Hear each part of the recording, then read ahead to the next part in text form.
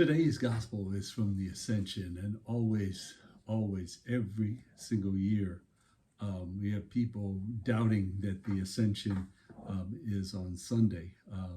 But in the Archdiocese of Washington, the Ascension has not been on Thursday for about 30 years or so. But you always have people, are you sure that's the readings for the day? Are you sure that's the readings?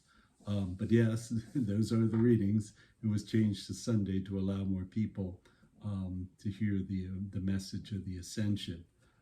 So just like as Father Mike Salah says, we're like Mary at the tomb. We're holding on to Jesus for 3 more days.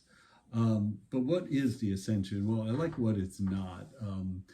Bishop Robert Barron says the Ascension is not up, and away, that there's Jesus, he's going through the atmosphere, through the stratosphere, he's going up, he's using the rings of Saturn to catapult him past Uranus and onto the Milky Way and so forth. It is not that at all.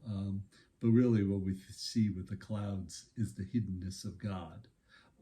Also, we see in the Ascension the 40 days of Ascension. Dr. Brent Petrie says that there are 40 days is significant within the Bible for 3 particular points. One is a period of transition, a period of purification, and a period of preparation. So we always see, when we see 40 days within the Bible, we think of those particular things. Maybe not every single one of them, but certainly 1 or 2, and sometimes 3 can be used in the Bible. So we think about the flood. It's certainly a period of purification, but it's a period of transition as well, because you go from the covenant with Noah. So again, period of flood being that purification. We think about Israel in the desert. We think about Israel, who was going from slavery and idolatry in Egypt for hundreds of years, and idolatry in Egypt into the promised land. And it wasn't always easy. So initially they went through the desert. They had 12 spies to go into the promised land. The 10 of the 12 spread false reports. They said that basically that the people there in the land are way too strong for God, that they are living in fortified cities, that they're armed, that they're big guys, that they're tough, and that we certainly cannot be able to go against them. Only 2 of the 10 said, yes, we can do it with God's help, let's go. But they were the only 2 who were able to enter into the promised land, because for 40 years, God called them a faithless generation. So because they refused to believe that God was strong enough to conquer the territory. So it was certainly a period of purification. It was certainly a period of transition from slavery and idolatry in Egypt into freedom in the promised land. And it certainly was a period of preparation as they continue to get stronger in the ways of God, and the faithless generation died out.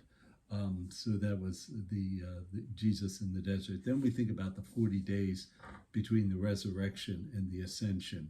So what did Jesus do during that time? He only appeared a few times during that time. He wasn't with them 24/7, but he did some important things. One is that he showed them from the scriptures that the Son of Man indeed had to suffer and die for the people, but then be raised.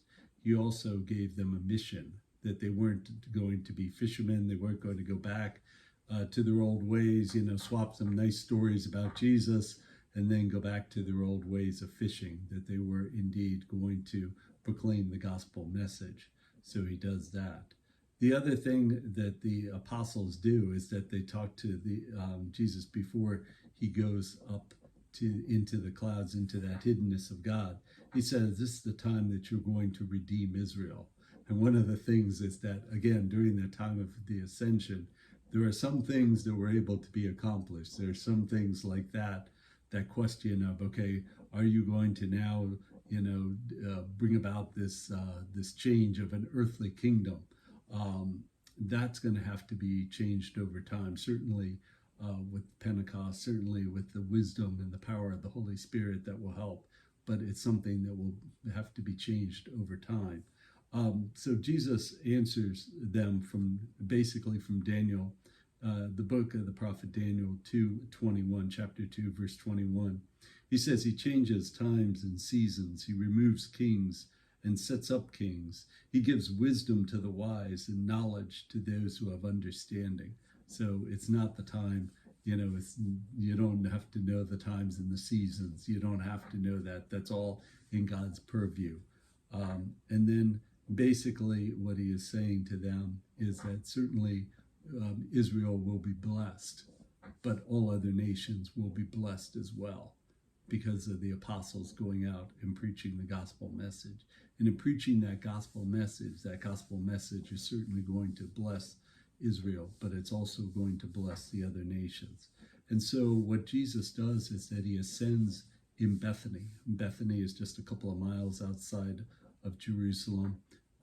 And then he sends them back into waiting in preparation for Pentecost, a feast of the harvest, where many devout Jews would come back from the various parts of the empire to celebrate the feast of the harvest.